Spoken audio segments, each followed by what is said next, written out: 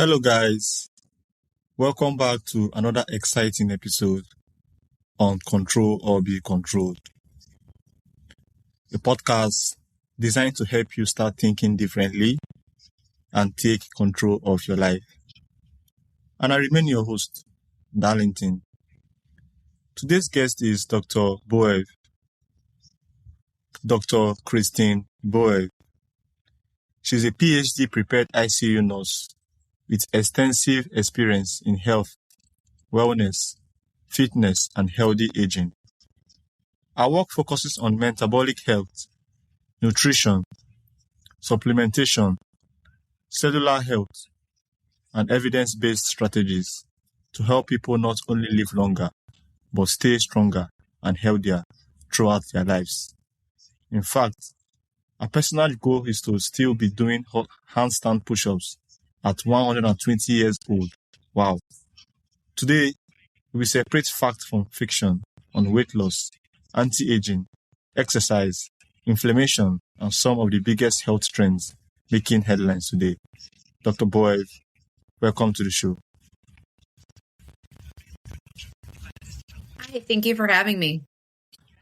All right. So would you like I refer to you as Dr. Christine or Dr. Boev? You can just call me Christine. Okay, Christine. So I have some questions here for you, Christine, and I would like us to get into them. So there's so much conflict or conflicting advice about dieting. For someone trying to lose weight, what does the ideal balance of protein, carbohydrates, and fats actually look like? So I think our goal, depending if you're a male or a female, really shouldn't be weight loss. I work mostly with women, but I also work with men as well. And instead of worrying so much about the number on the bathroom scale, what I encourage your listeners to focus on is changes in body composition. So specifically decreasing the amount of fat on your body and increasing the amount of skeletal lean muscle mass. If you do that, then the overall result is going to be somebody who is metabolically more healthy and ultimately will live longer.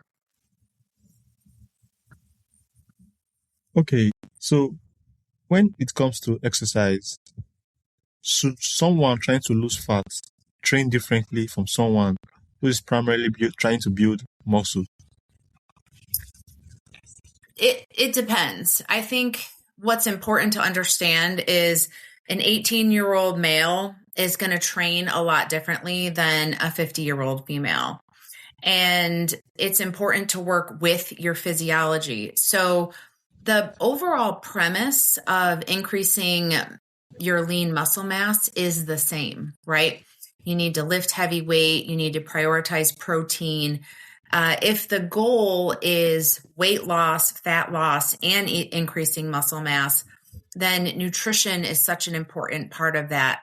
The mistake that I see people make across the board is they severely restrict their calories, which in turn shuts down their metabolism. So instead of losing weight, they're storing fat. And I see that very, very commonly, especially when people are on and off diets and, they go on and then they restrict and they're on extreme fueling plans.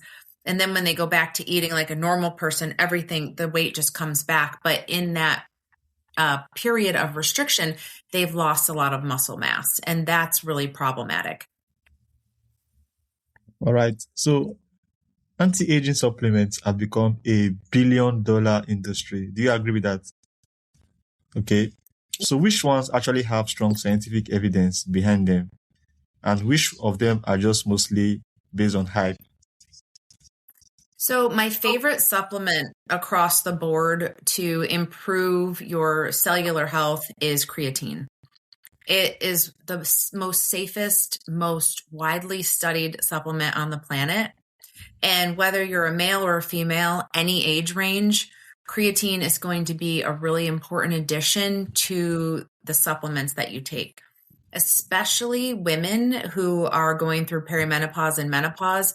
Creatine is actually going to help with your brain health, and that's really important. All right. So why is creatine so much the trusted supplement? What makes it different from other supplements? Yeah. So the biggest thing is it's a naturally occurring compound that you could get in food. So creatine is found in your proteins and your red meats. So it's a substance that your body already understands how to take in and how to metabolize.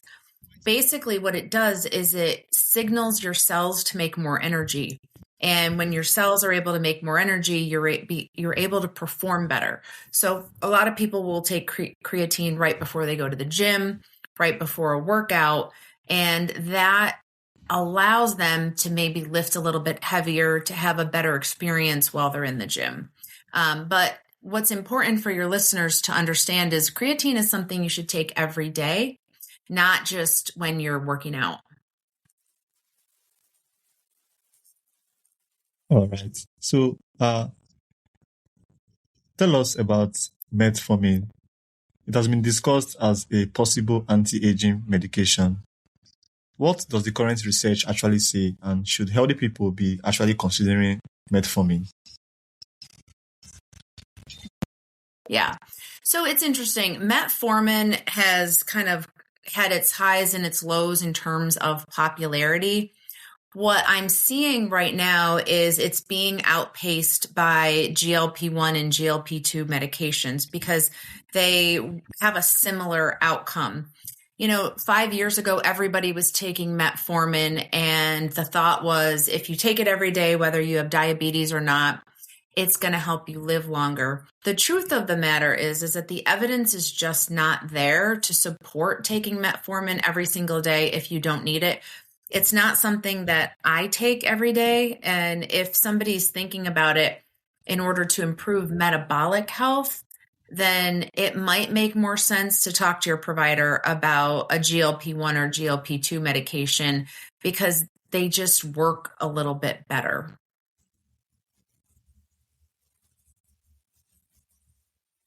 Okay, thank you so much, Christine.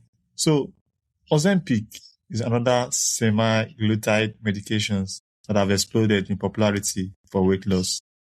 What are the real benefits and the potential risks, and who are the right candidates?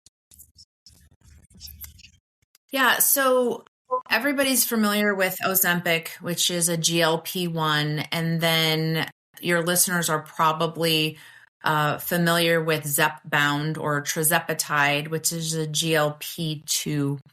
What the benefits are, and they work a little bit differently, those medications, is it delays gastric emptying. So the signals to your brain to say that I'm full are stronger. So you're simply not as hungry. People say it decreases the amount of food noise that you experience.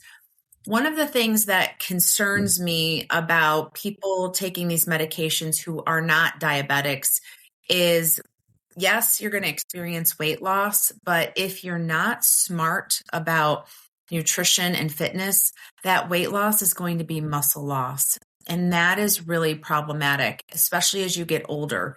The more muscle you have, the longer you're going to live. And so it's really important if you're taking any sort of peptides for weight loss that you are really dialed in with your nutrition and your fitness. All right. So, just talking about Ozempic, is Ozempic actually healthy? Because I see a lot of people who lose weight with Ozempic, and between a few, like say, months, they are back to their original weight.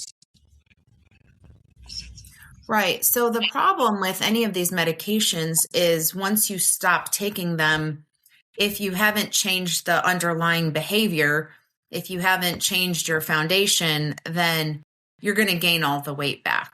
I see people all the time that they start taking a GLP-1 or a GLP-2, but they don't change their nutrition and their fitness.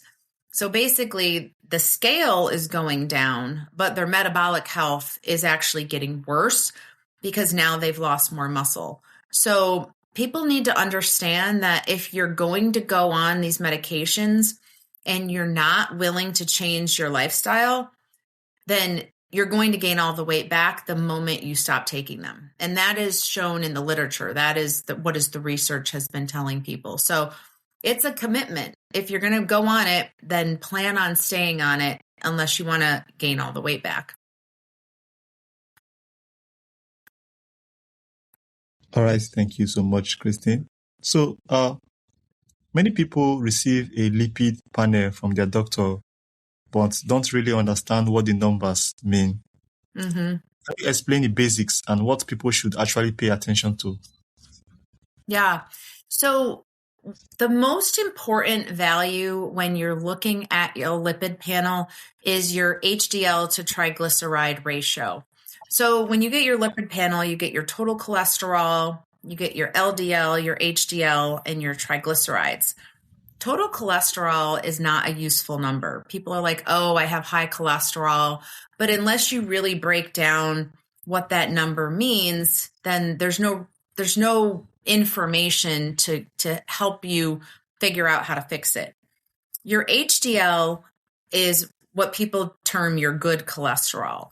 And that number, the higher, the better. And ways to increase your HDL specifically is through exercise. The more you exercise, the higher your HDL is going to be.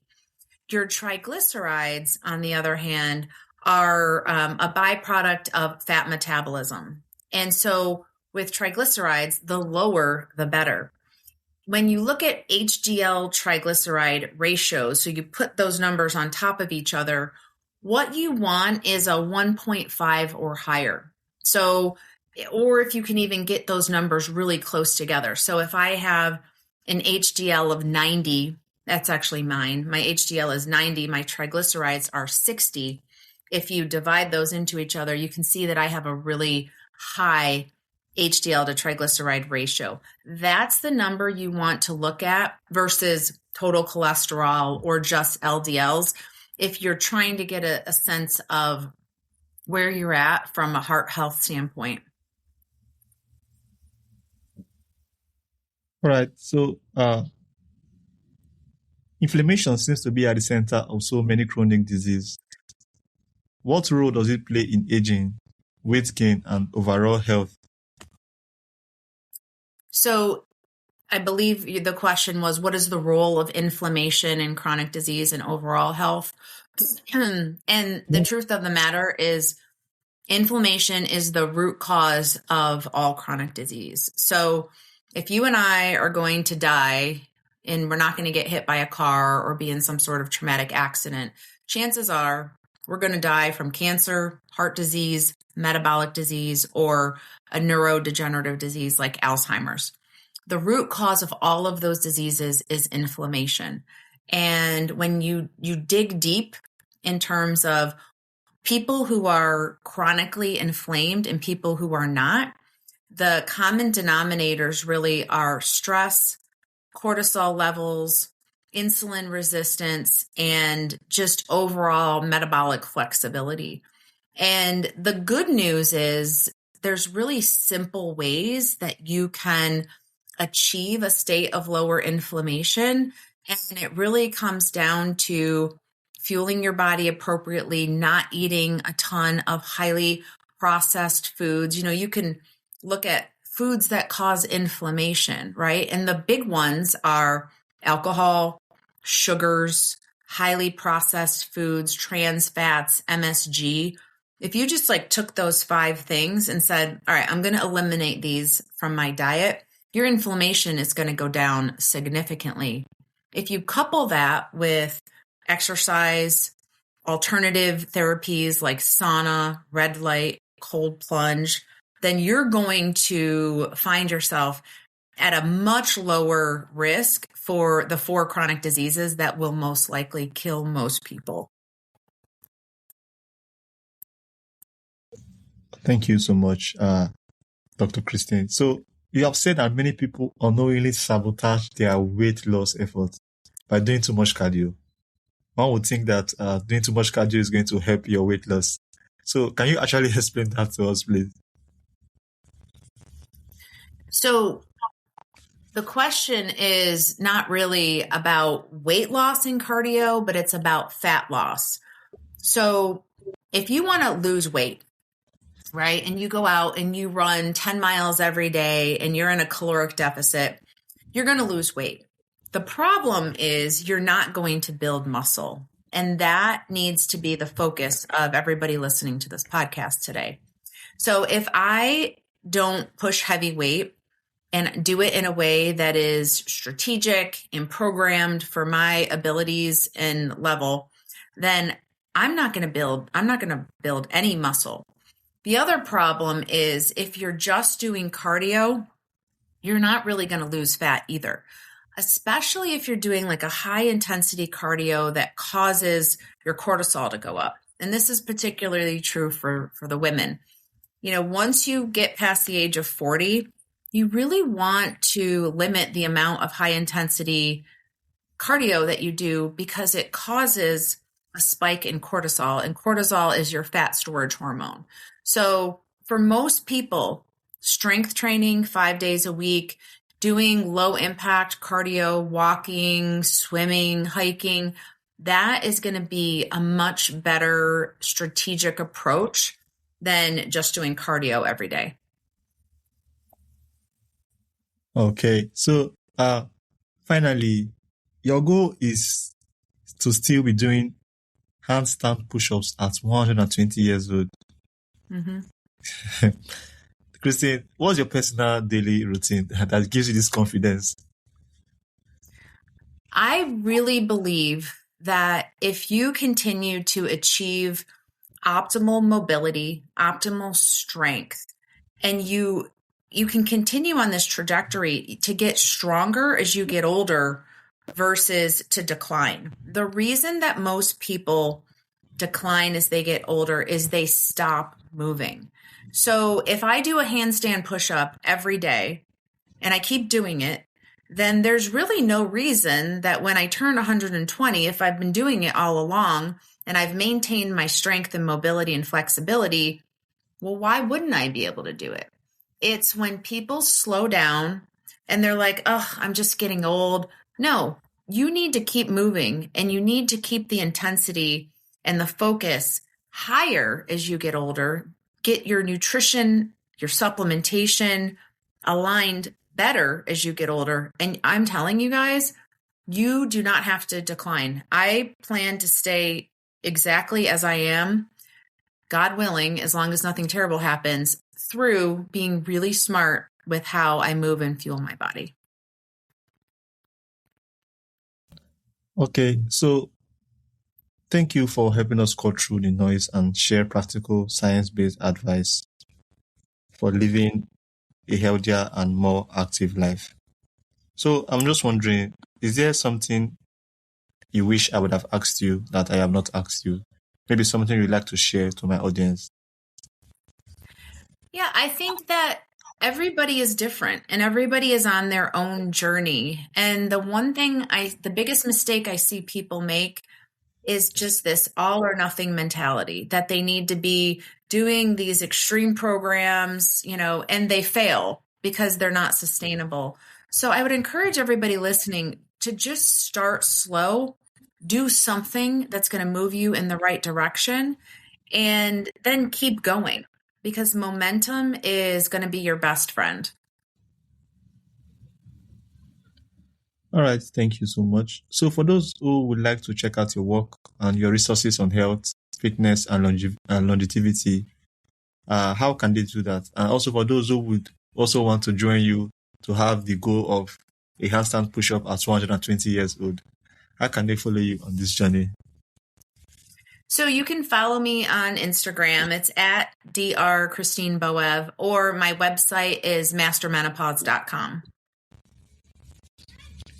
Okay, thank you so much once again, Christine. This has been a very wonderful episode. I also want to thank all my audience. You guys are the reason why we are able to do this as well. Thank you so much, and make sure to check out Dr. Christine's Boev's work.